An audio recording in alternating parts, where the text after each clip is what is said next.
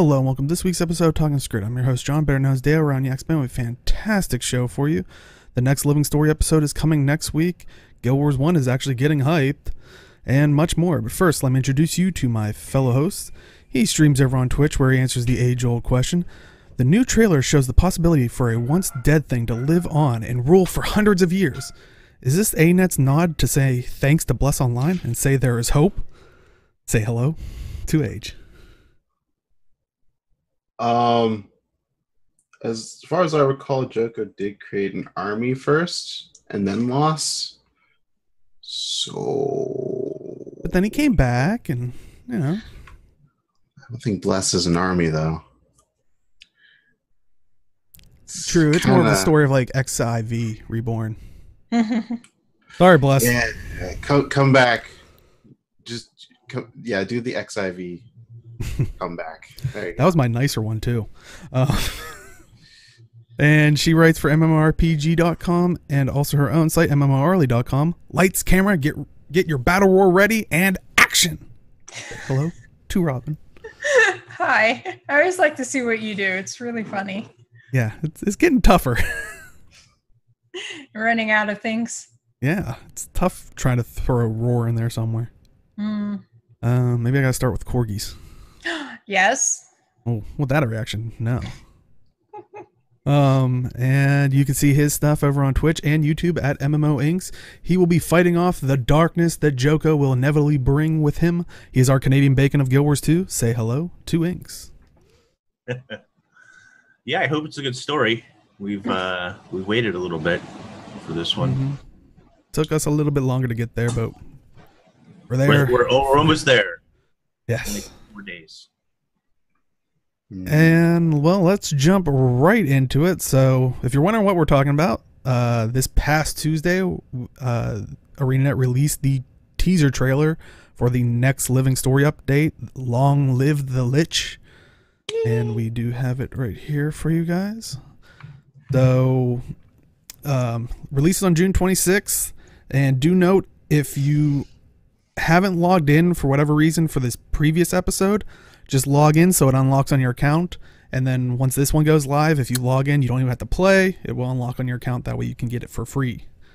Otherwise, you're going to be forking over 200 gems or whatever the gold equivalent will be. But yeah, it looks like there's the new story, of course, is coming out. We're getting a new map, Domain of Korna, a new legendary weapon, the Warhorn, and a new fractal, and also what shows on there, we're getting a new mount finally. Yeah, finally. Were you expecting a new mount? Well, I think a lot of people were wondering if we were ever going to get another one. Yeah. But like, I don't know, finally implies like we've been waiting. Like, when will we ever get a new mount? Well, I think a lot of people were wondering like if this was going to be a continuous thing, which I don't know, personally for me, I was actually surprised they would, but just because it's going to start to be a lot of... You think the new mount is why it was delayed so long? I could imagine that's plays into it, because one of the things with their mounts is all of the mounts have a different way of moving around and interacting with the environment. So that would take more time to, Yeah, it's possible because right. Roy was one of the people on the mounts team, and he left fairly recently. So maybe they were just a little behind in some things. Well, I seen a tweet from him that this was the last thing that he worked on. Mounts. So, yeah. But yeah, I wouldn't be surprised if the mount caused some of the delay, just getting all of the things with it into a good place. Because like, you can't just put in a new way to move around the terrain and have everything work perfectly the first time. That's not how it works. So I know we don't know exactly how the roller beetle works, except for what we can see in the trailer here. But do you really think a new mount was like what niche? Oh, you think if it was needed or not? That is a good question, because it really looks like, I don't know, from the trailer, so far we see it bust through a wall, possibly, or it's just fantastic timing. I mean, look, it's dodging sand sharks. I don't know if that's a feature. and it goes like off a ramp or something. Yeah, it will be interesting to see what it is. Like, my assumption is it will bring some kind of new movement or way to get around, because that was the core idea for each of the mounts, was you had to justify having one by how it would change the way that people move around or interact or what they could do. So my assumption is even though we might not see much right yet, that it will in some way change that up.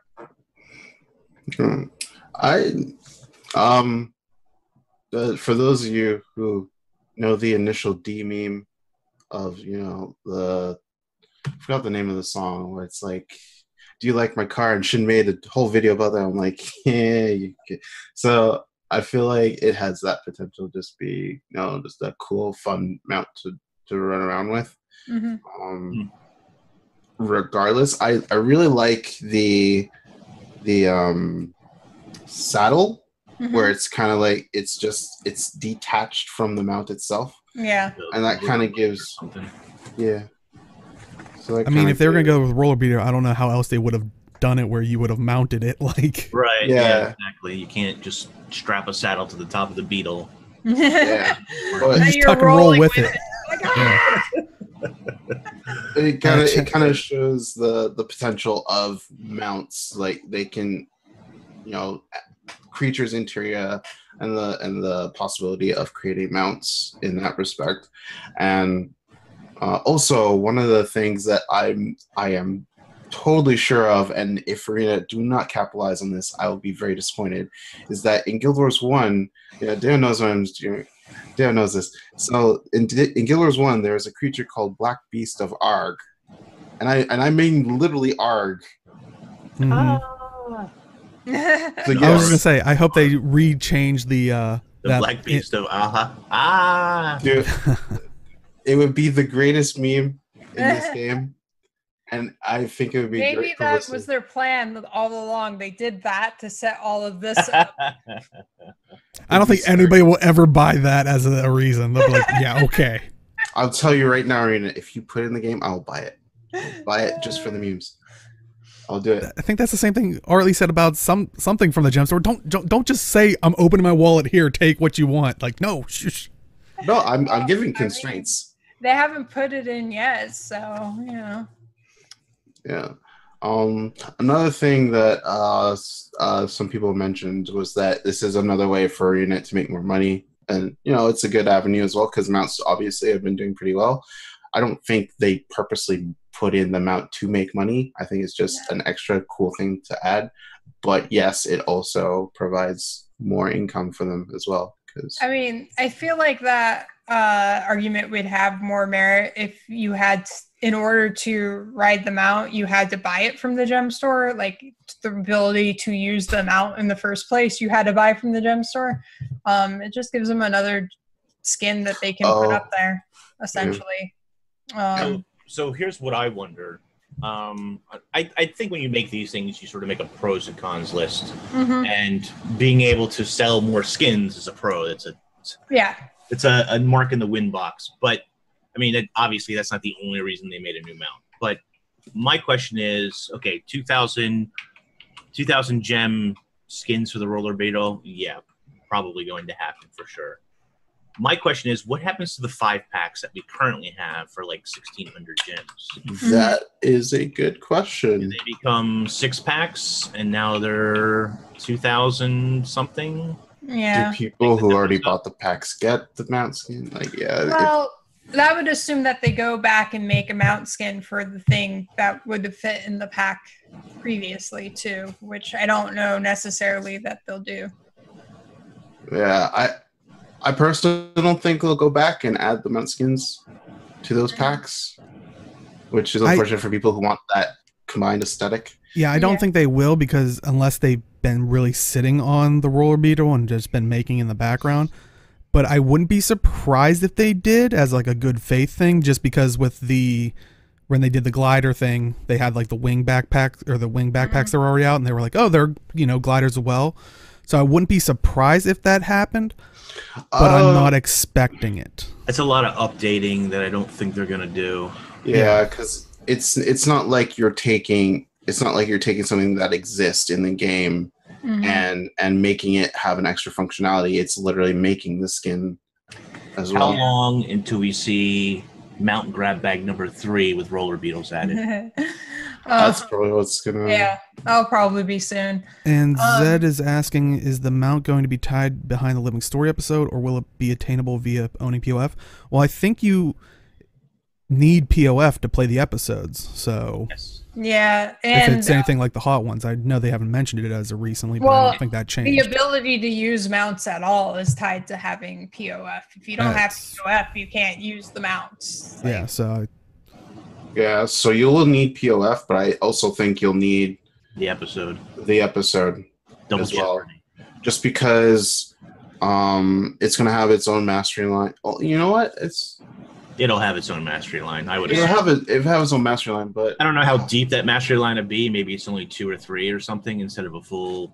yeah, I was gonna say that's what I'm gonna be surprised about if they get, because some of the other mount lines use like 6 or so mastery points, which I don't think we've got that many mastery points in a Well, Living Story episode at once. And the other thing is usually in the Living Story episodes, they try to keep the new mastery lines kind of minimal, like minimal Right. point wise.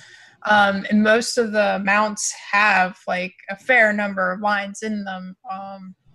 let's So see. unless they're adding a ton of mastery points in this new zone, I don't think they're gonna make a full like what we've had with the other mounts. So that Oh. transitions a little bit. The new map. What is it called? Domain of Korna. Mm-hmm. Do you think that's going to be a larger than normal map because the mount? It seems like the mount needs room to Like speed up or be Mhm. fast, You- you know, Yeah. or have jumps Yes. or walls to break through. And so, do you think it might be a slightly larger than normal map as well? Then I don't think so. I think I think it'll be the same size map, but more room to actually more open. Mhm. Yeah. Because Domain of Korna was, it had a few hill areas, but I guess for the most part it would be like a more of a flat terrain with just hills on the side and so on and so forth. There was I think there was a fort where we met Master of Whispers at one point in Guild Wars 1. Some area there, but otherwise, and then there was like this, I forgot what they're called, but it's just an area where it's kind of a little bit claustrophobic with a ton of hilly areas, but otherwise it's more or less flat. Trying to, So Oh, chat brings up an interesting point. Do you think ArenaNet, and do you think this is a good idea as well? But do you think ArenaNet would require you to go outside of the map to earn extra mastery points to then use on something that's like a mastery Yes. system that's locked in the map? I would say yes. Well, I was gonna say that's what I'm surprised, like wondering about, because I don't think they've done that with previous episodes where there was always enough mastery points within the episode to unlock whatever Yeah. that mastery was. Whether you had enough or not, prior to, that's a different story. But yeah, I'm definitely curious if that will be the case, because we did get a sizable amount of mastery points in POF to easily unlock. Personally, I think that's a good thing. It means that you have to go back to the old maps to earn or do old achievements to earn Yeah. extra mastery points. I think I think it's a good idea if they do that. And I logged in just to see how many points I put in. So for Springer, Skimmer, and Jackal, you have to put 14. For the Raptor, you have to put 10. Okay. So I'm sitting on 14 points right now. So and I haven't done a What ton. you're saying is you're fine. It doesn't matter.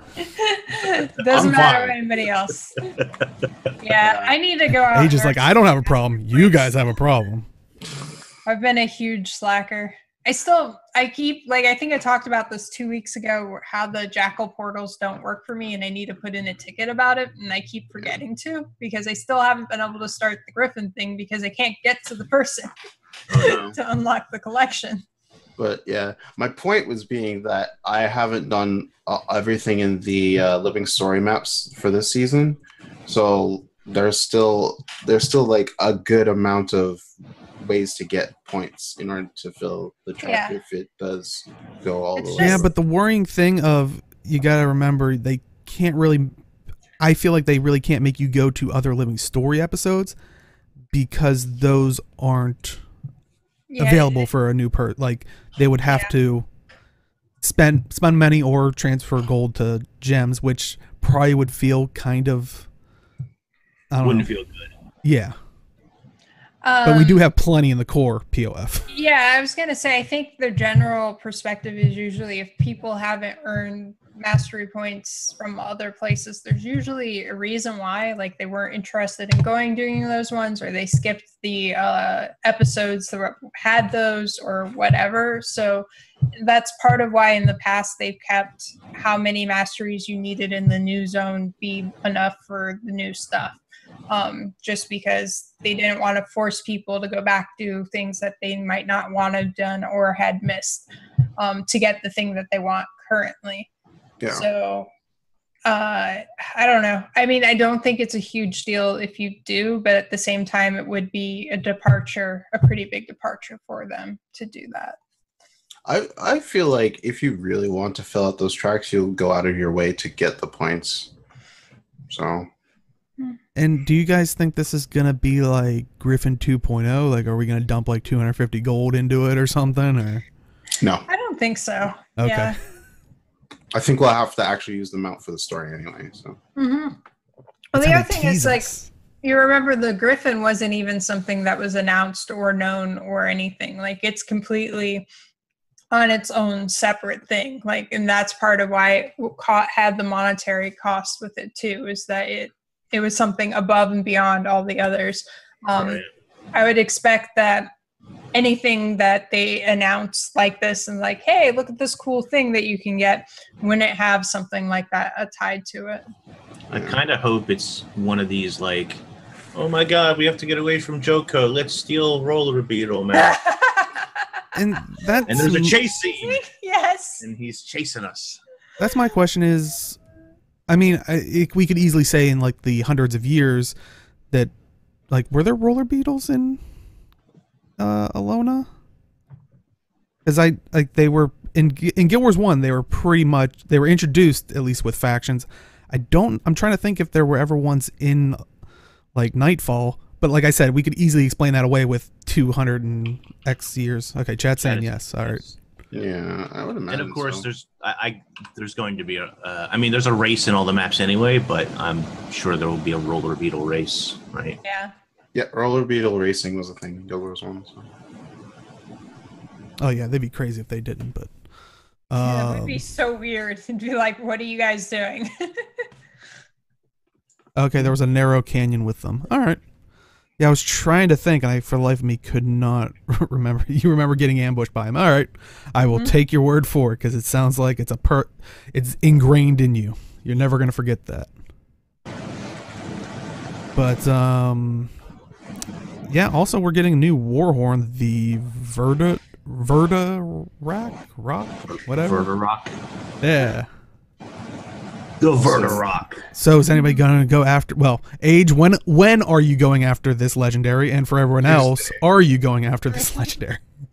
I'll be getting it Tuesday. Jesus. I've been prepping for months for a new legendary. And when I heard about this one, I kind of ramped up. I need a little bit of farming today and Monday, because Sunday's reserved for Deo. Because of Issa. Deo has his own day. Hey. Yeah. Yeah. It should take me like 4 hours of farming just to finish off and be ready for it. I did all the math and everything. So cool. Now he's just trying to make me feel guilty. He's like, I was gonna farm so I could get this on Tuesday when it launched. No, I promised to you. I have the day off Monday, so it's fine. Well, it'll probably take me 4 months to get, but 4, that's a little long. That's short for me. I don't know. My first reaction when I seen it was kind of like, ugh. Yeah, right. First of all, what is it? It's gigantic. Mm-hmm. But it's new, and I've been waiting for the Warhorn for a long time for my druid, so I'll probably make it. I can't see why I wouldn't. Yeah. I still need to do the last step of the Howler, so I'm not going to start on a new Warhorn Legendary. I started Howler too. Yeah. Well, I'm on literally the last step of actually making the Legendary. I made all the precursor things and stuff. All I need to do is the Legendary part. I haven't gotten all the pieces for that yet. Yeah. I fell off of that once I remembered that I was being dumb and I couldn't use Warhorde and Sword on my Elementalist. That slowed down my my excitement for it. I remember that day, and you're like, yeah, I can't for some reason equip it, and we're like, oh yeah, that would sound cool. Wait a minute. And then we were all collectively like, oh, right. There was a moment of silence where it was just like, oh yeah, can't do that. Oh. I will say the Warhorn looks very detailed. It does. Yeah. There's a lot of detail work on it. And there's a lot of cool effects going on with it. Like, it's neat, right.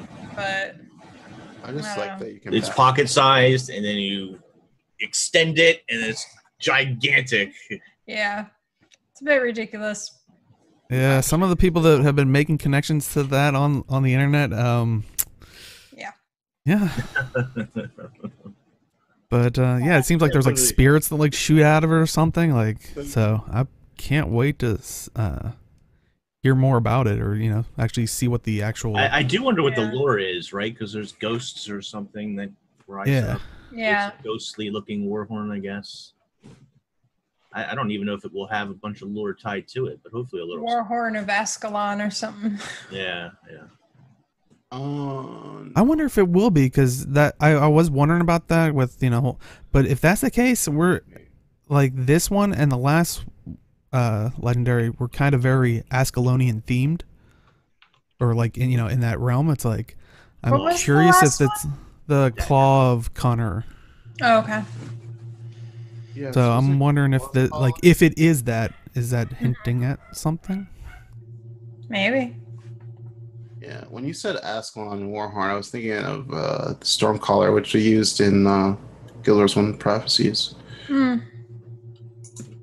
don't know if there's going to be any kind of relation, but...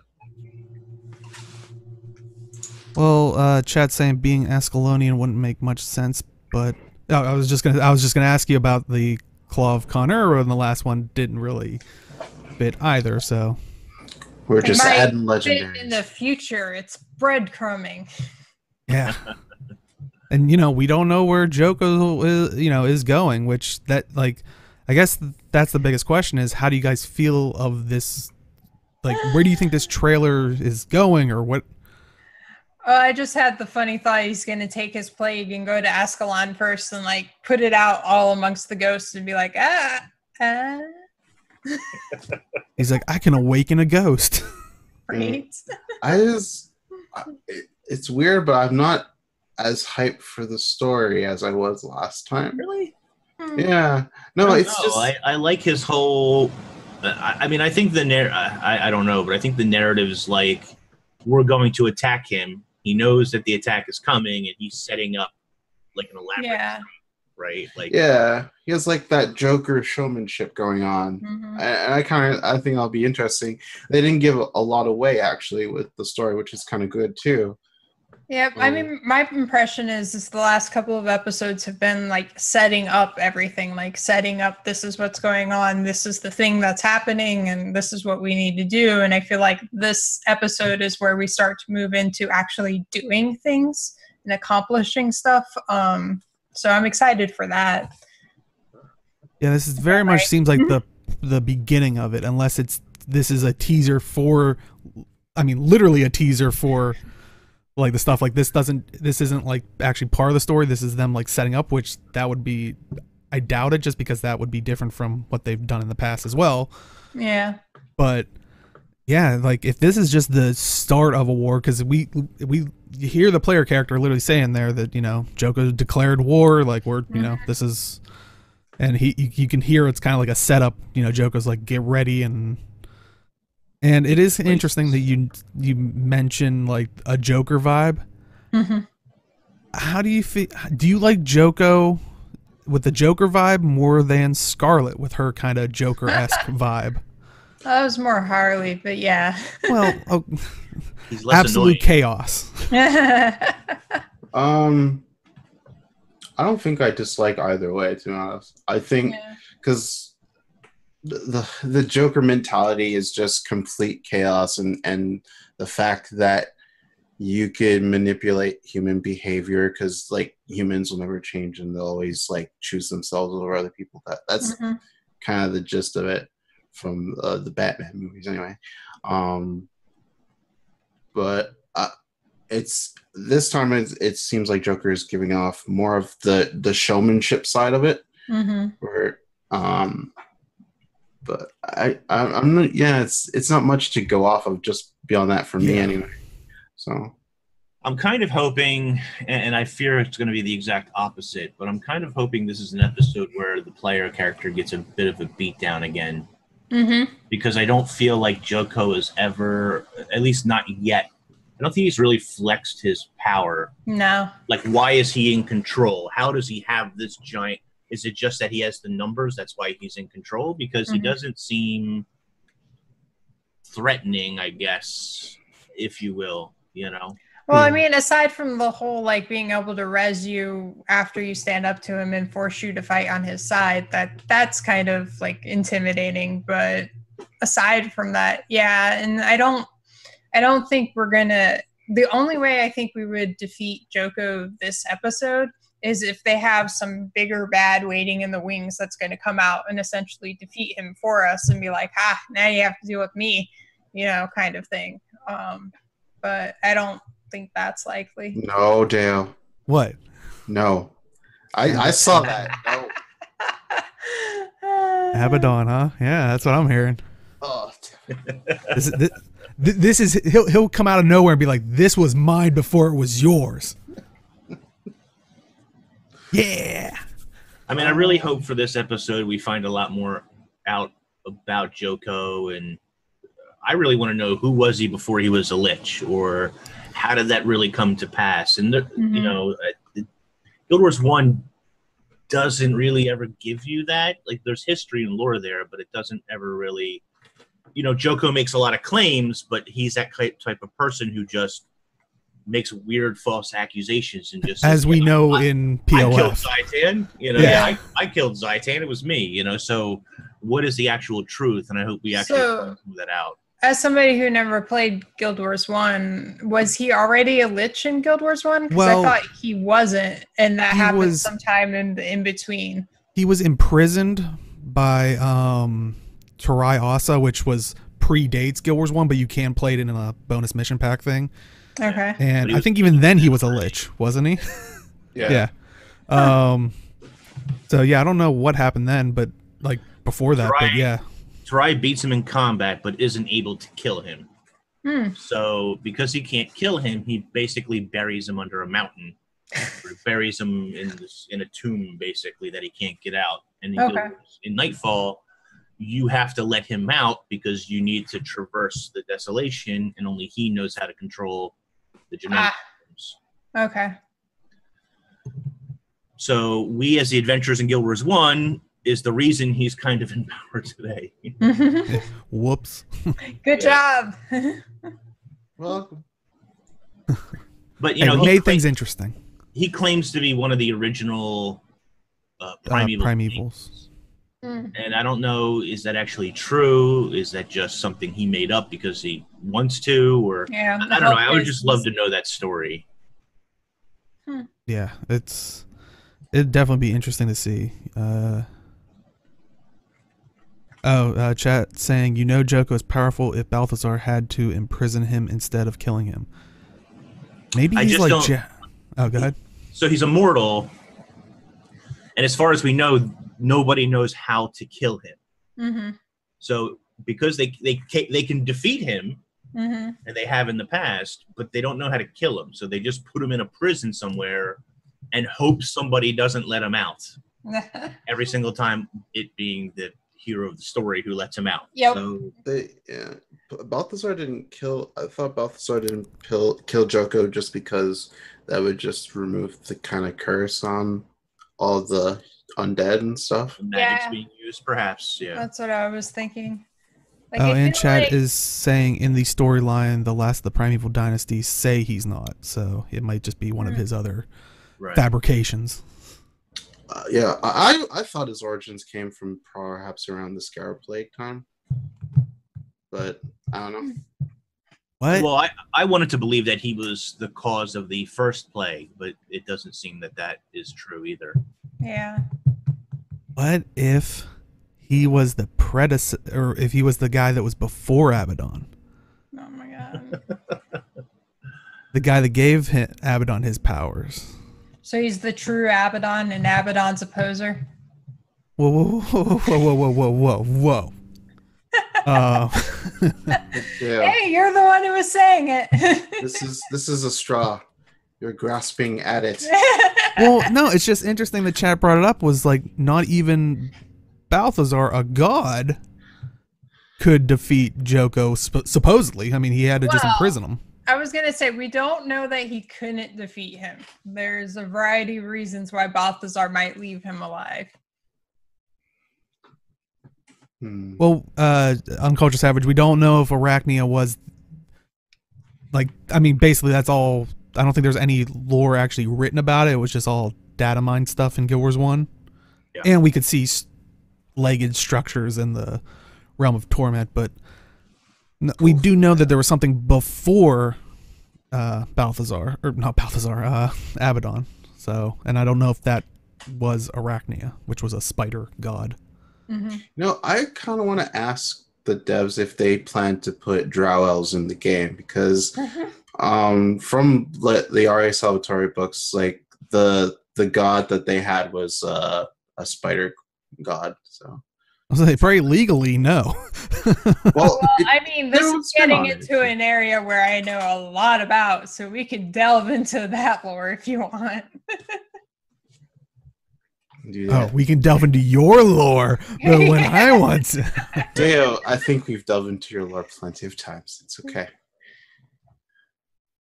But well, I am kind of curious if they would somehow go that route with bringing about like what Chad is saying. People don't know Guild Wars 1.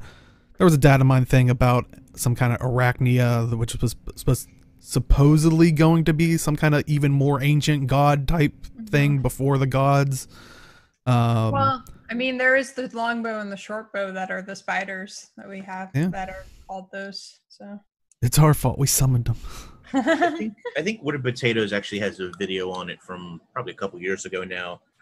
And it was something about, I think the structures actually in Guild Wars 1, or part of the structures in Guild Wars 1, but the actual lore behind it was cut from the game, but you can find it in old game files or something by data mining, whatever. Mm-hmm.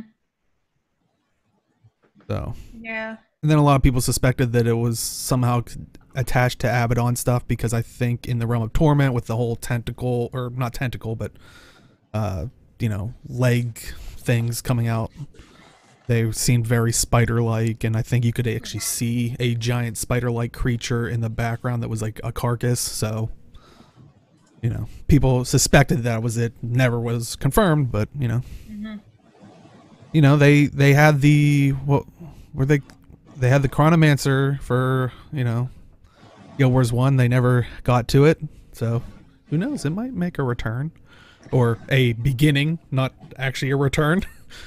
Yeah. A start. But yeah, I kind of can't wait to see what's in store for the new story. But we are also actually getting a new fractal, which they actually further tweeted out, like a little, like I think it was like 15-second trailer showing a little bit of the inside, and we do have it here. But the fractal is actually called Deepstone. You got Creamery. We're all going to get some ice cream. Yes. Speaking of spiders, you know, ArenaNet said that they didn't want to do the spider mount because of people's arachnophobia, and that's super common apparently, or more common than most phobias, and it just didn't play well, I guess, with their audience. But then they had this giant Black Widow, disgusting spider boss, which I know is just a ranger pet that's been enlarged, but people don't like spiders, so you're making us fight a giant one? Yeah. It's more like if you have arachnophobia, you can avoid all the You can just not play the arachnid bosses and stuff like that. But Well, if the other thing with the mount was that, you know, each mount, like I said, is a different mode of movement and enables you to get to areas that you couldn't get to with other mounts. So you would have to use the spider mount sometimes to get to some areas. So even if you didn't like spiders and had a problem with it, you would be forced to use it to get to certain areas, and that's where the problem was. Look, I don't like the bunny, but I have to use it everywhere because it's the best How mount. can you not like the jackalope? I hate it. I was like, terrify you pretty though? easily. That's the question. Yes, it terrifies me. Aww. No, it doesn't terrify me, but I still hate the bunny the most. And I have to use it the most because it's clearly the best. Well, it is the best. Clearly, Jackal's the best. Nice little rabbit.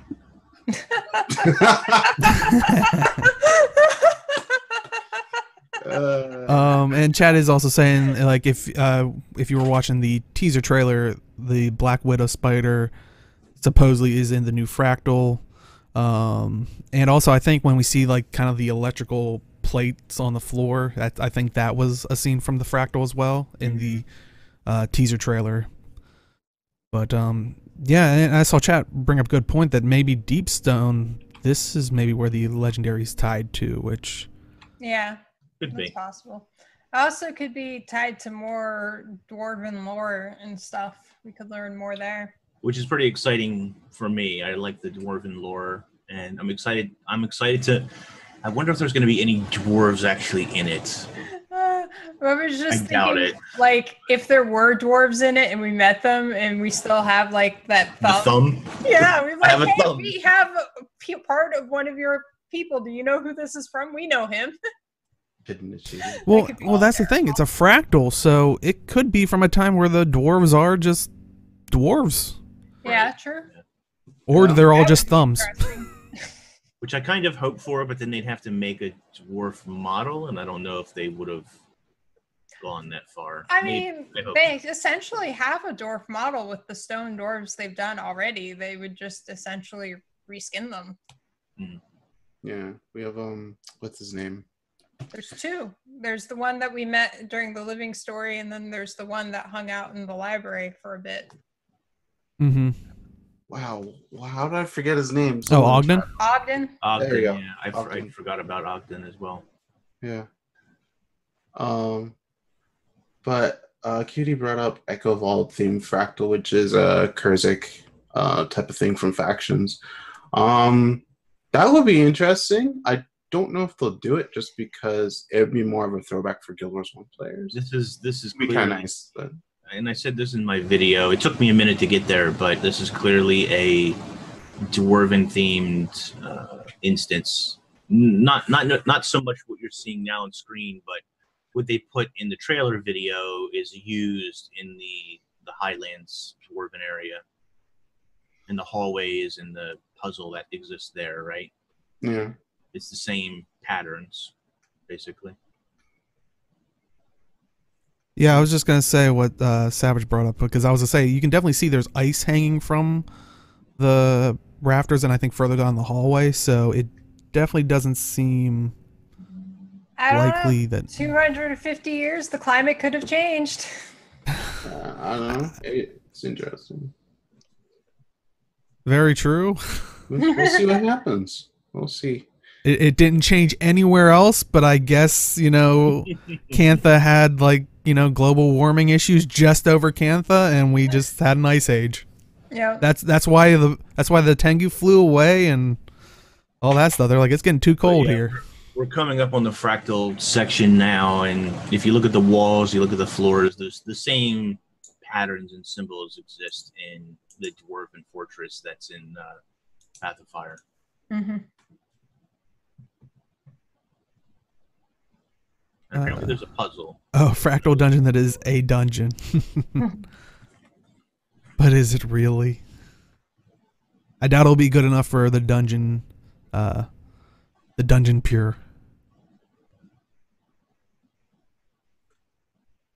Oh, that is true. Draknar's forge actually defrosted and went underwater because of all the cold.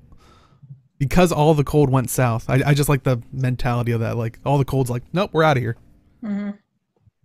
That is true. There are certain parts of certain regions that did change in temperature, but predominantly, like the Shiver Peak Mountains are still, Well, that's Jormag's fault. Getting real technical with this. I just bring in weather patterns and stuff. We need a Guild Wars 2 weatherman. You have to look at everything, Age. You can't discount anything. Yeah. I'm gonna just play the fractal and enjoy it for what it is.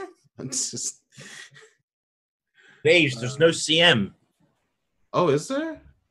Well, Really? there's unlikely that there's no CM. I'm kind of that's kind of a downer, to be honest. Rainet said on one of their live streams, one of their Let's Plays, that they really like the idea of CMs, but that they were going to be taking a break from CMs for a while from fractals. So the last one in episode 1, which is November 28th, I think, November whatever, that didn't have one. I think it's probably unlikely this one will have one either. Okay. Interesting. Which I think is a bit of a shame. And I'm not even the biggest CM runner. I run them only occasionally. I don't run them every day, and I don't have a static to run them necessarily, which makes CMs a little bit easier. But I feel like if you made enough CMs over time, I mean, these we already know that the cadence for fractals is 1 fractal every 2 living stories. Essentially, yeah. So if that's the case, which Arena has stated, then attaching a CM to those eventually would give you almost a tier 5 of fractals when you had enough of them, which would be an interesting system if they wanted to maybe explore that a little bit more. But I mean, Chet brings up a good point. Like, they say taking a break from making new fractals interesting to play. Does that kind of make you not like? Do you think that screws up the longevity of the fractal? Since there is no CM. They still have the long-term rewards to get, I guess. So maybe not 100%, but it does take away some of the appeal for people who like that challenge. Yeah, it means that there's less of a challenge because it's not likely that this will be the new Fractal 100. It's more likely that this will be 98 or 97 or somewhere in that range. Yeah. And here brings up a good point. Like, do you think we'll get higher levels, like past 100?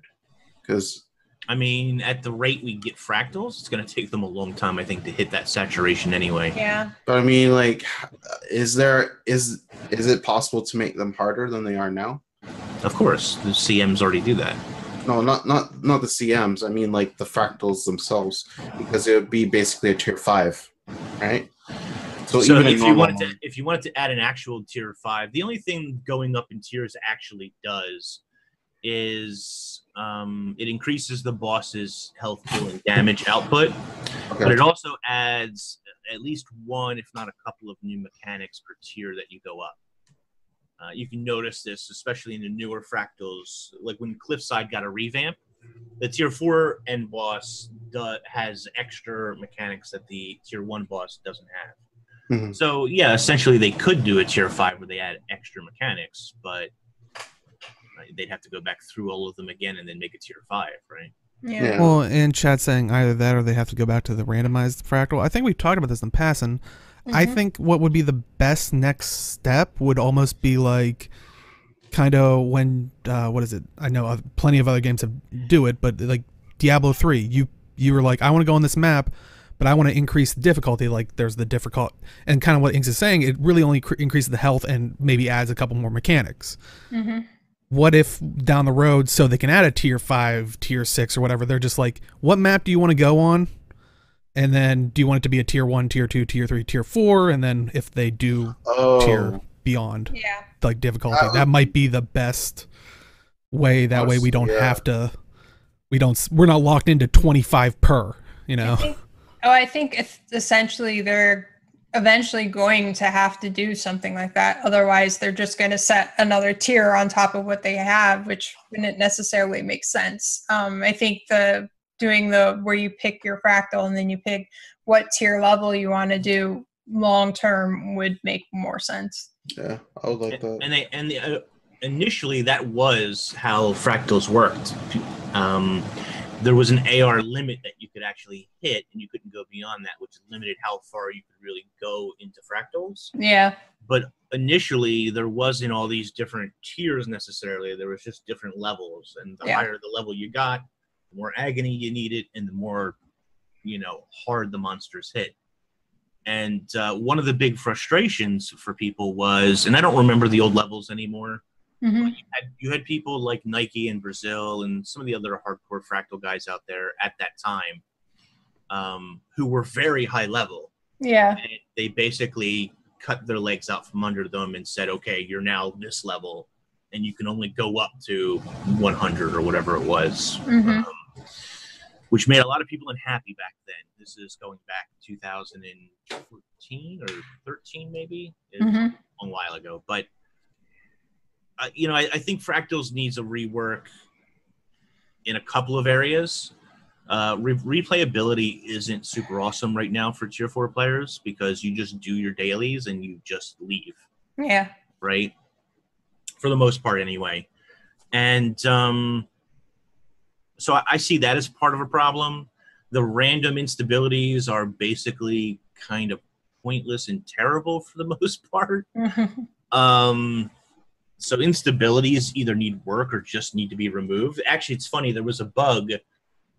There was a bug where they were removed for one day or a couple of hours or something when people were doing them, and most players didn't even know that they were gone. Yeah.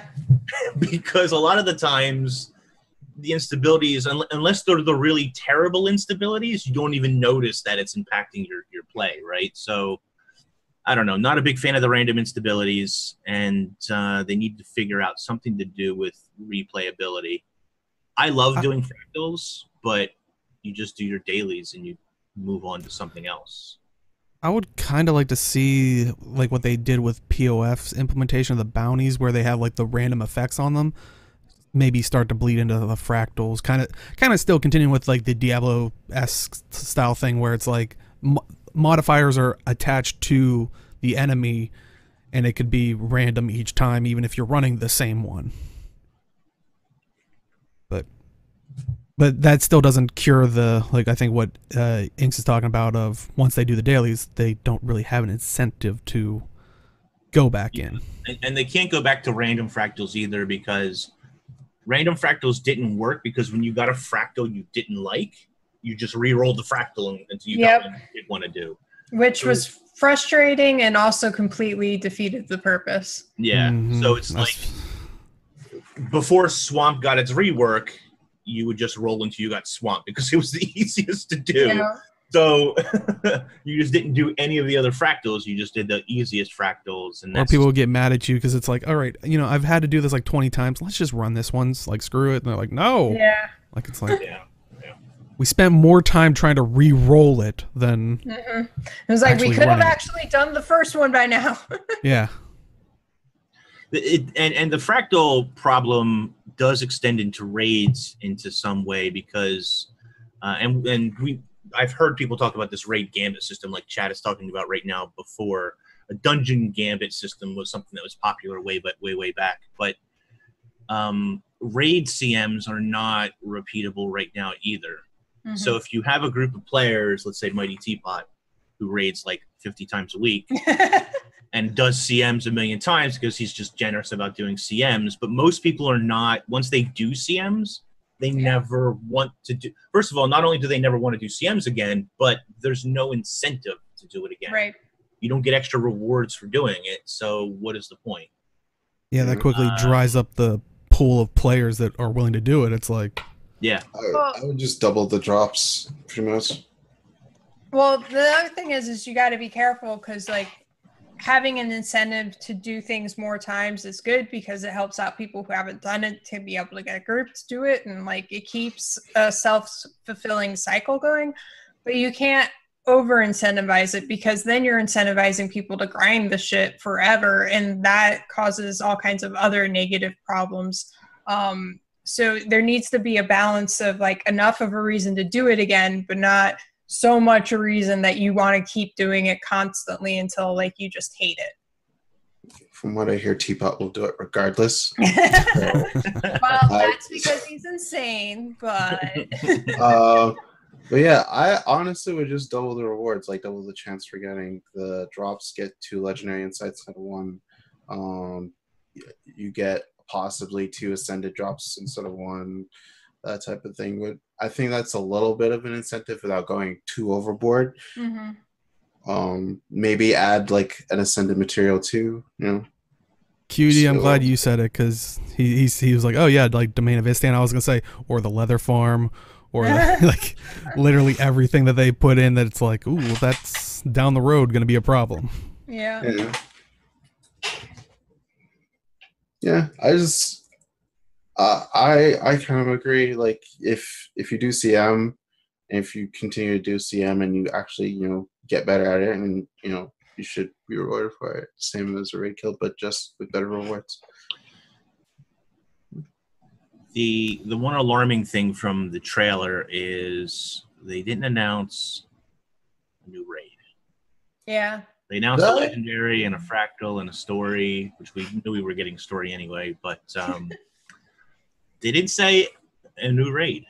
Nope. Which I think a lot of people expected, myself It's included. been a while, so it's concerning, mostly because last raid was what, November 28th. Yeah, so it's been about 7 months. Yep. And the raid before November was like 8 months, 9. Yeah, it was a long time. Yeah, so I was surprised as well that we were going to get it, but maybe it's like in a month from now. But I feel like 7 months is already pushing the envelope pretty far. Yeah. And you know what? If they're doing something like, hey, we're going to release it in 2 weeks or something, that's great because you're pacing it out a little bit. But you should really say to people, hey, we're going to be pacing this out. Because otherwise you're going to have a lot of angry people come Tuesday who says, where's my raid? But then that's saying something's coming before it's ready, and they don't do that. Yeah. I know, but I think in this one instance, they should probably say something. Yeah, I think nothing for this long has not been good for it. Because nobody knows. Yeah. Honestly, the raid teams has been pretty quiet. Really, they've been working on the new raid. Yeah, no, but still, it's even if they work on it, they usually drop 1 or 2 things. That would be interesting, Zed. When they heard Korna, they thought the raid would have been Gandara. Oh, that would be capital. So good. Oh, that'd be so good. Sorry, with all those ramps, that's where your roller beater race is. Just going off of all the ramps and through the town. I'm thinking of the right story mission, right? Where there's like this huge fortress and you have to go in. It's the crescent shaped, the moon shaped city. Okay, yeah. That was fun. Yeah, I would totally. Oh, that'd be so good. I'm sorry. I'm like thinking like what? But yeah. It could be a lot of fun. I would expect it in at least 2 months. And I know like Raiders are kind of antsy about it, but again, they are unfortunately kind of in the minority when it comes to raids. But unfortunately, but I mean that's true in most games though. Raiders are always pretty much the minority. Even that's true. Yep. But I would feel like even more so for Guild Wars 2 because that was just never in the initial radar. So even the initial player base wasn't like raid oriented. That kind of developed. Yeah. I think it's important to have though because one of the initial complaints about Guild Wars 2 was there was no end game. Well, there's no perceived end game. People didn't understand what that really meant for the game. Yeah. Well, there was that, and that there was no challenging content because, especially after the nerf of the dungeons, because initially they were pretty hard, but then they were nerfed. Because people couldn't get their gear, their look. Right. there was no really like hard end game content, and that was a ding for a lot of people for an MMO. That's what they look for. So like whether they do it or not, they like knowing it's there. Right. Yeah. But I think that perception is important. So I hope there's a raid soon. I haven't even killed it, but I still hope there's a raid soon, you know? Yeah. No, I don't do them either. And it's still like, I feel like it's been way too long. Any final thoughts on the teaser trailer or basically anything that's going to hopefully be coming Tuesday? Gem store stuff. Yeah, well, that's the one thing we can always guarantee on. We're never going to see a 7th month drought from that one. So probably a new Black Lion chest because it's been a while. Yeah. Maybe a new Black Lion weapon set because it's been a while. The new Black Lion chest will give you a guaranteed roller beetle mini that you can combine into 5,000 other ones. Oh my god. I got Hypnotic's attention. I said Black Lion chest. Yeah. Lord, pace yourself. And then I wouldn't be surprised if there was like a roller beetle 2,000 gem mount skin. Off the bat? Pretty shortly after. I would say a week. Maybe not day one, but you know, a week or two later, maybe. You know, you let people play with it. It's fun and exciting, and then you, bam, 25 bucks. You give them that week to get all the mastery points so they can unlock it, hopefully. Unless you're age and you just are going to have a day one with your legendary Warhorn. Yeah. I still don't know who I'm going to give that legendary to. Unbelievable. If only that was the difficult choice we all faced. Yeah, seriously. All my characters already have legendaries. Who's going to get this one? So just put it in the bank. I don't know what to do with it. Well, majority of my characters, like, who uses Warhorn? Like, Warrior, Ranger, Necro, and Tempest. Tempest, yeah. 4 classes. I don't really play those a lot. You don't really play Tempest. So why are you making him a Warhorn then, you crazy person? Because it's age. Because I made a poll on Twitter. He wants his AFK character to look pretty.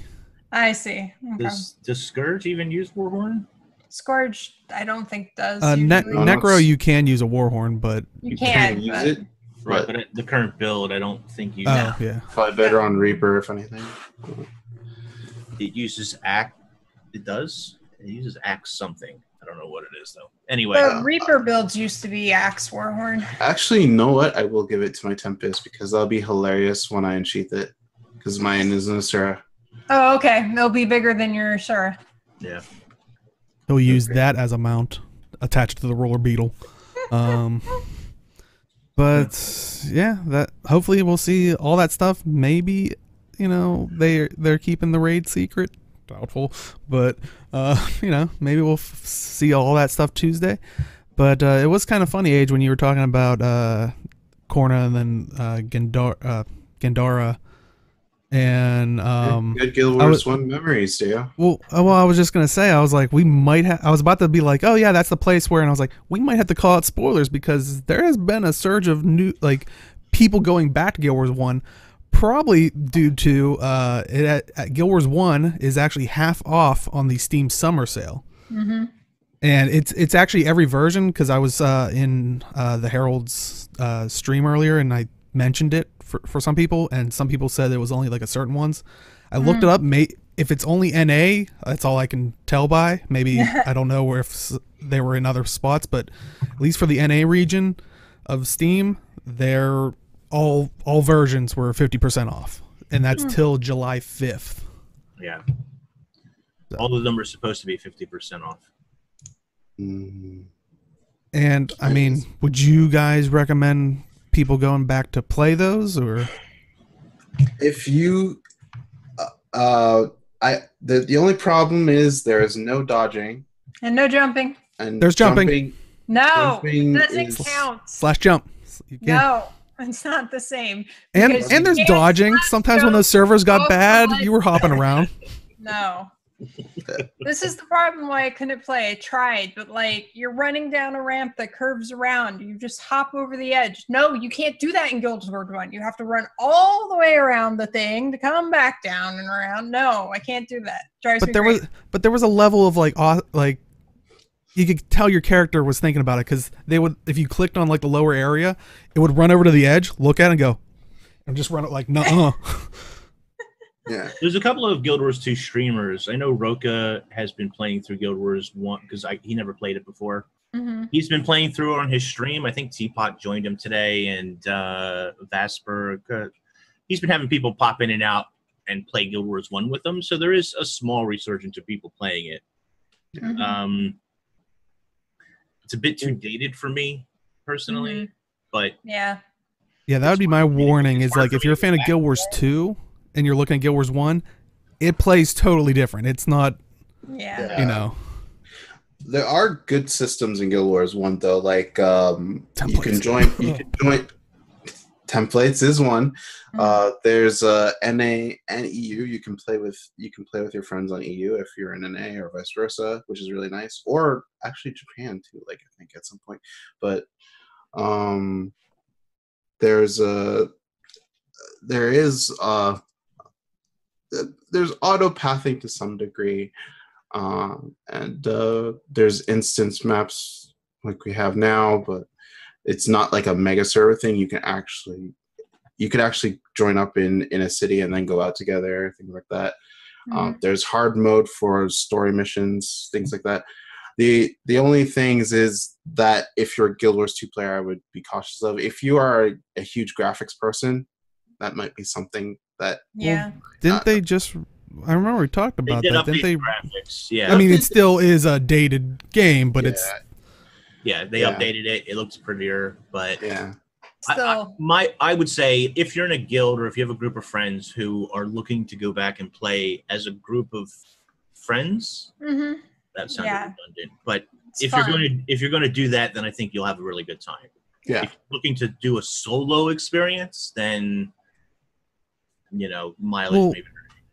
Well, and I think what Zed hits it perfectly is, by Nightfall, get heroes.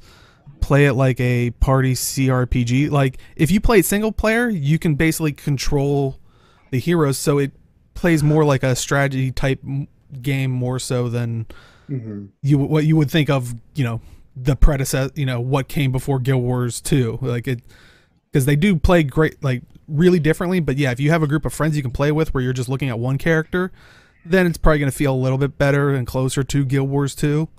But if you are just controlling a bunch of heroes, you're going to feel more like, you're controlling a battlefield type game mode. Yeah. Isn't there a lot less voiceover in Guild Wars 1 too? Like, felt like there wasn't as much. Yes. Just because. Oh, yeah, there were a lot of like text boxes and stuff like, Yeah, which, isn't a problem for some people, but I know some people, if they run into something, they're like, I got to read it. Because they're just so used to everything being voiced at this point. Read. But I saw what Chat was mentioning earlier. There is a Hall of Monument system. So if you are a fan of Guild Wars 2 and you do seem interested in Guild Wars 1 and want to play it, you can earn things like skins for Guild Wars 2 while playing Guild Wars 1 through kind of the ranks and titles and gathering hero skins. That's actually why I originally got interested in Guild Wars 1, because I wanted the Black Widow pet for my ranger, and then I was like, oh my god, that's going to take a lot to get. I still haven't done it. Oh my. Yeah, that's sort of my experience. I played mostly Nightfall, and I got to 30 points because I wanted all the ranger pets. Yeah. Yeah. Yeah, I think I'm only at 32 or something like that. I got all the cosmetic stuff.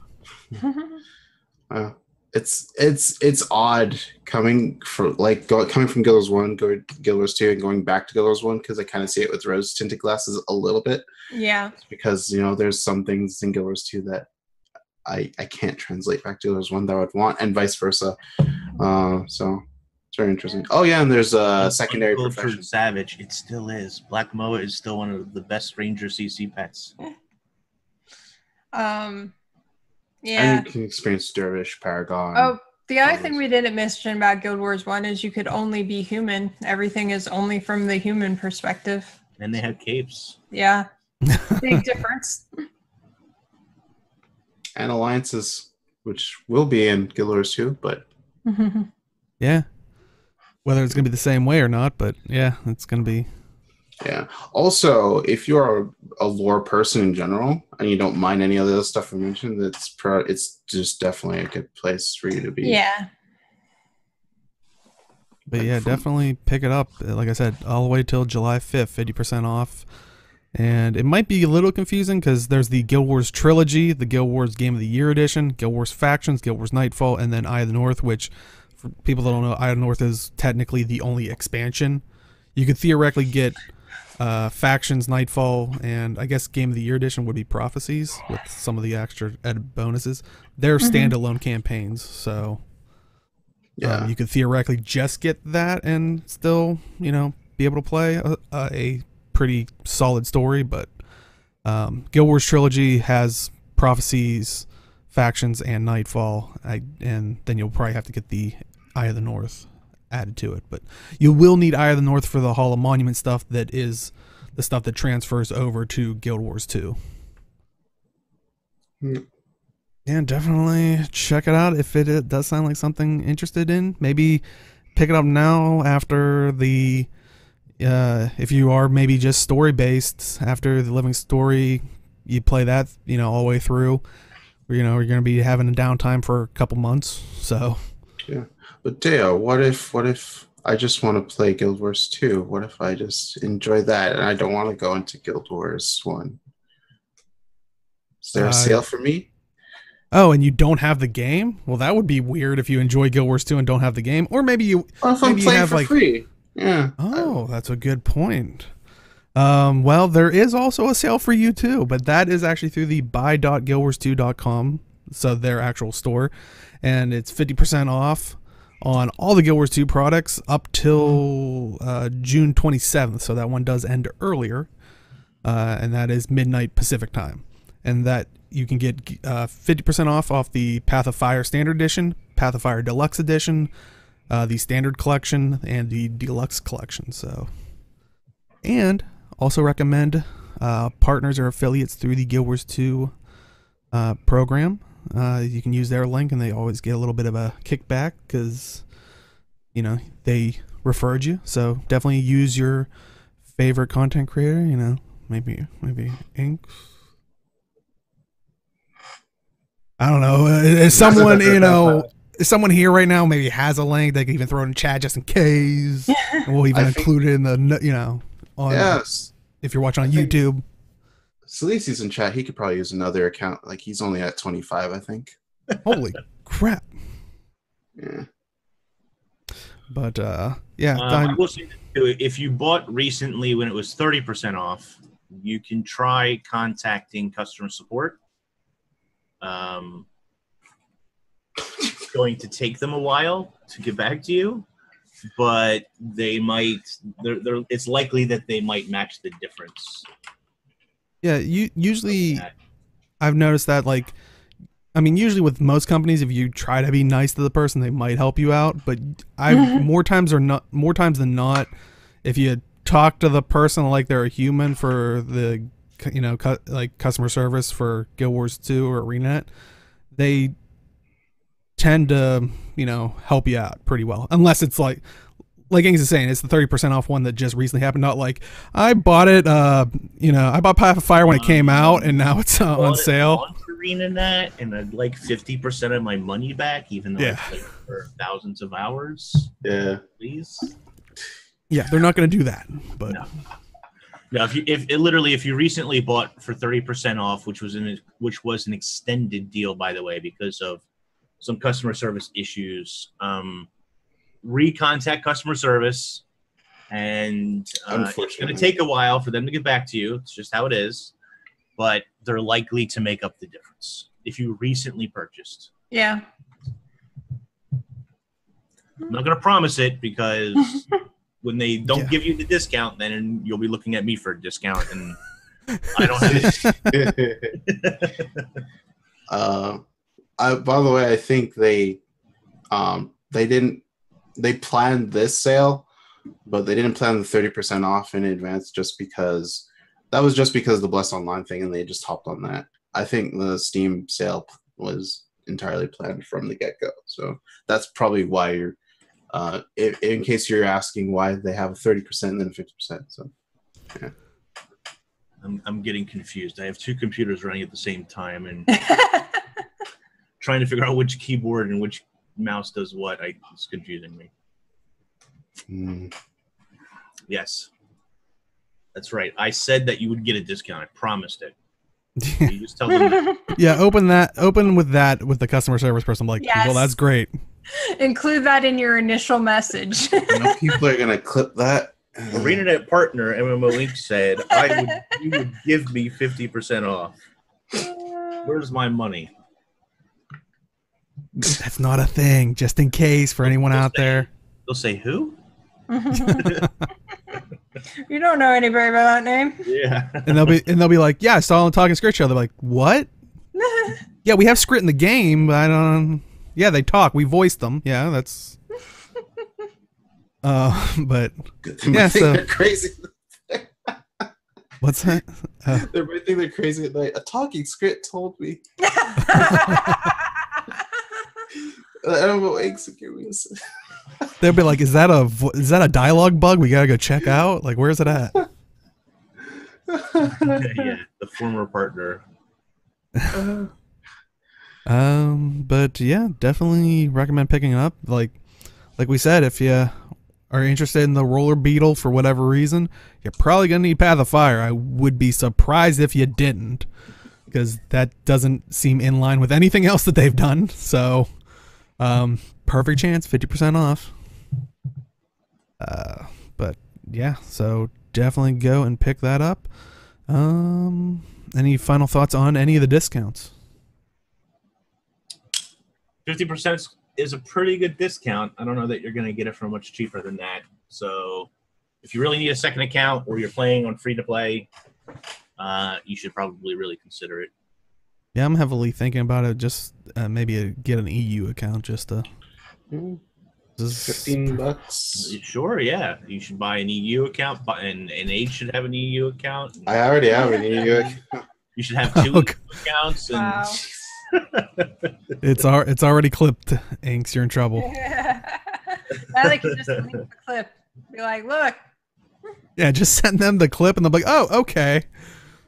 We'll just ban them." The dangers of clipping. The internet.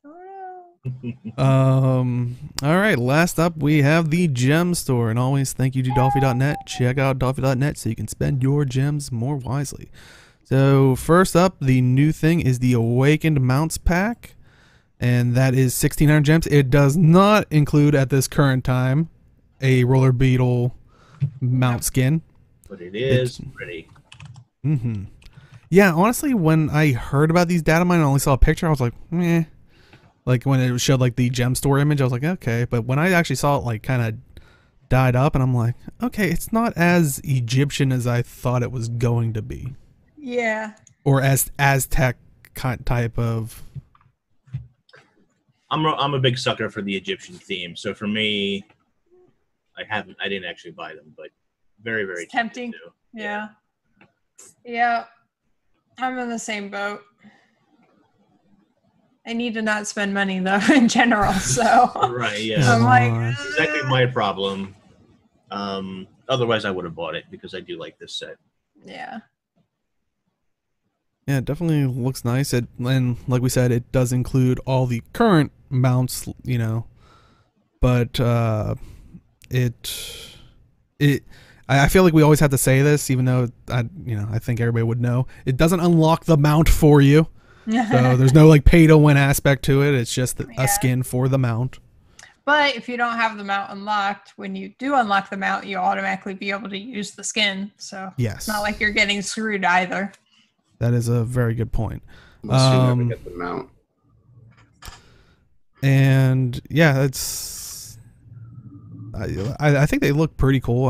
I would probably recommend them if you, of course, like that aesthetic. you know, it does come out around to like how much per mount if you prefer all, because there's going to be 5 of them, so it's about 320-ish. Did everything freeze, or everybody's No, doing math in their I'm head? doing Or math. Yeah. I was like, Really? I know I was also looking at the skins because I haven't seen them yet. So Yeah. I mean they look Distracted. cool. I kind of agree with Ace that they're not Egyptian enough for me personally, but and I think maybe that's why I like it, because like I said, when I saw the like gem store image, it showed like almost like full head dress type things and stuff, and I was like, that's a bit much, and it almost feels like these are just kind of just plain armor on the mount, and I was like, okay. It could have been a bit more. I don't know if people would like that or hate or not like that, but they could have been a little tar covered or something, like awakened. You know, Yeah. that's what I was going for. Yeah, they got the mummy wraps going on. They got the gold Egyptian jewelry thing going on. It's only missing a little bit of tar from the awakened, right? Yeah. I still like them. I do too. yeah, okay. Yeah. Woohoo, I was right. My math was right. We all Yay, froze for math. nothing. Mm-hmm. But yeah, definitely pick that up if you are interested. Some returning items. The crystalline dragon wings backpack and glider combo for 700 gems. The mini arrowhead, 400 gems. Mini garm, mini moose for 350 gems apiece. The mini orange kitten for 400 gems. The mini rock for 350 gems. The macaw wings glider combo. The Mersat backpack glider combo, both for 700 gems apiece. The spectral glider for 500 gems. The bloodstone ascender for 250 gems. That is the toy, not the glider looking thing, just so people know. The classical glider for 400 gems. The glidertron, oh boy, for 500 gems. The shattered bloodstone glider for 400 gems, and the vine touched destroyer glider combo for 700 gems. Yeah. So, would any of you recommend any of those be picked up as like perfect things for look, or maybe an awesome mini? Glidertron to annoy your friends. The bloodstone one is pretty cool for as far as gliders go. Do you know the arrowhead mini does not roll? No, it doesn't. I like how we came full circle with that. But crystalline dragon wings, I got via a guaranteed unlock from the Black Lion chest. I don't use it a lot, but it's not that bad at all. So I use it on my Revenant. That's probably one I would recommend, but it's really aesthetic. I mean, if you want dragon wings on your back and you want to be, I like the glider more than the backpack itself, but you know, just take a look and see if you'd like it. Or you can go the route of what Hypnotic is saying: pick them all up and boost your Guild Wars 2 efficiency. Mine's pretty high. But yeah, definitely go pick those up if you want any of them. Last up, we have the community corner. This kind of fits perfectly with everything we've been talking about. You know, maybe you don't have the money to get Guild Wars 1 to maybe go check out like the history of Joko, what we know of him from Guild Wars 1, and looks like Joko's going to be bigger in the picture of this living story. You should check out the Herald's lore video of Palawa Joko, Truth and Lies. And it definitely is a cool video. It's, you know, kind of goes back. It talks about like kind of the rival, what we know about the rivalry between Joko and the King Thorn, and just different things leading up. Like some of the stuff we were actually talking about earlier of, you know, Tarai Asa imprisoning him, and basically how the Order Whispers kind of began, stuff like that. So definitely a cool video. Definitely recommend checking it out. I'll just in case throw it in chat for people.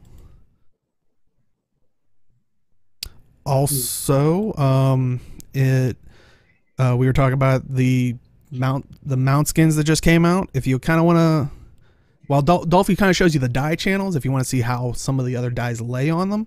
Ada GW2 did a more thorough Awakened mount pack, basically kind of going through a lot more of the dies and seeing how they lay on the different, areas and stuff like that, because that's always a thing. If it's metallic or kind of cloth based or something, it could always appear a little bit different. So definitely check that out. Let me pop that into chat as well. And also, Gamers Giving Back, I think, actually started when we started the podcast at 4 p.m. Eastern Time. Well, at least the NA side did. I think they started earlier with the EU. But they are doing the Central Tyria Pride March. And they are actually doing a little giveaway if they have a GoFundMe for, I believe it's a charity. I did not grab the charity name. I do apologize. Tisk. But there's the link to the GoFundMe. They did say if you do a minimum donation of $5, you get entered into a giveaway for a chance at the Bifrost and Dreamer legendaries. Yay. They do just ask to include your in-game Guild Wars 2 name. That way, when they do the thing, they know who to give it to. Mm-hmm. Oh, okay. Chad is saying the EU one is finished. Okay. Yeah, I wasn't sure how long it lasted. Okay. But yeah, if you're watching this on Twitch, you'll be able to definitely check that out. Hopefully they'll have some kind of VODs or something up somewhere following days. But any thoughts on those videos or events? Awesome. Yeah. Lore video that helps before the story comes out. More on Mount Pax Die and Pride March. Mm-hmm. Nice. And I guess since Inks is our special guest today, Inks, is there anything particular that's coming in any videos maybe that just recently released, or maybe a teaser? Do we get an exclusive of future Inks content? Yeah. Well, I'll have a bunch of content whenever the new Living Story drops. Living World? Living Story. What do they call it now? Yep. I use it interchangeably, and I get it wrong every time, apparently. Someone from ArenaNet corrected me once, and I don't remember what the correct one is anymore. It doesn't matter. When the new patch drops, there will be probably a couple of videos from me on that stuff. And also, me and Hypnotic are doing a Let's Play of Episode 3 on June 30th at 3 p.m. EST. So if you want to link that, Hypnotic, if you're still here with more information, that would be helpful. And we're doing a bunch of giveaways, both him and myself. He's opening 500 Black Lion chests. Wow. I'm opening 5. So we got the spectrum. Yeah. The difference is I keep all my stuff. Hypnotic gives all his extra stuff away. Okay. Or he gives all his stuff away. So I thought there you go. I thought Hypnotic's like, I want to get something, and Inks is like, I'm feeling lucky. And I'll give some shout outs to some of the people in chat. That looks like Zachary Ox and Games Love and Life are going to be doing a live stream tomorrow. So if you're watching this on YouTube today, where they're going to be getting Games Love and Life, the Griffin mount. Awesome.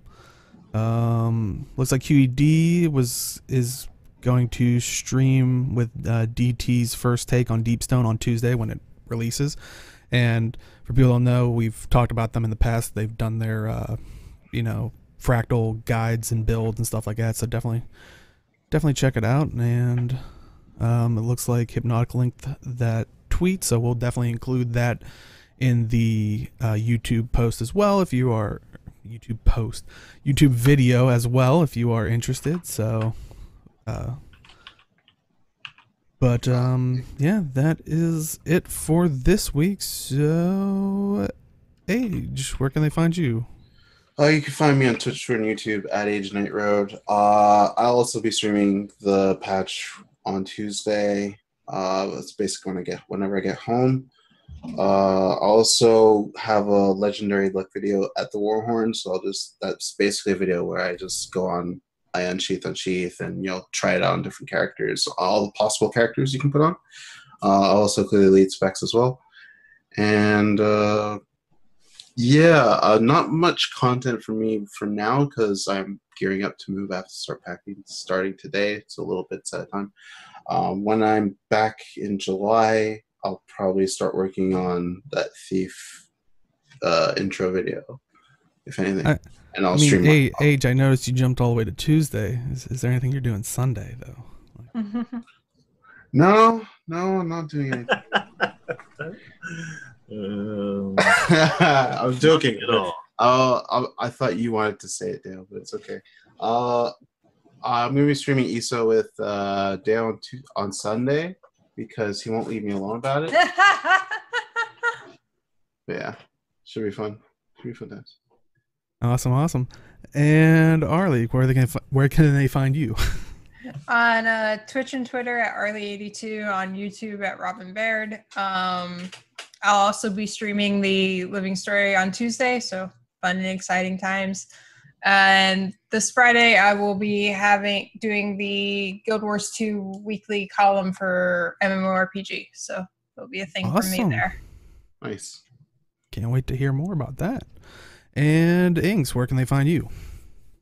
Twitch, Twitter, and YouTube at MMO Inks. So just come on over and say hello. A little bit of hiatus this past week over on Twitch, but we do have a schedule up, and starting on Monday, we'll be back to our regular scheduled times. I have a new computer, thanks to a good deal of many people, and I'm trying to get it to work. Now, it works, but I'm trying to get everything transferred over, and transferring all those files over and then resetting programs up in OBS is, a bit of a chore, as you guys know. So that's what I've been working on all week. Awesome. And you can find me at simply_Dale on Twitch and Twitter. If you are just popping at the end here, do stick around. We do a bit of an after show, more free form, talking directly with chat. If you do want to watch this in full, we do highlight it on Twitch. But if you prefer YouTube, we do throw it up on YouTube. That goes up on Sundays at noon Eastern, 9 a.m. Pacific. And if you are watching on YouTube, if you can make it out for the live show, we'd love to have you. Like communicating with chat. We go live at 4 p.m. Eastern, 1 p.m. Pacific, but do show up early. We do a bit of a pre-show and an after show. Once again, would love to thank people that possibly hosted us. But this was once again another great offline stream. Twitch. Fix your stuff. For all the usual people who host us, well, thank you guys, obviously. Yeah. You know who you are, and we love you. But yeah, I'll probably be streaming the patch as well come Tuesday, so you have plenty of options, it sounds like. Multi-Twitch them all.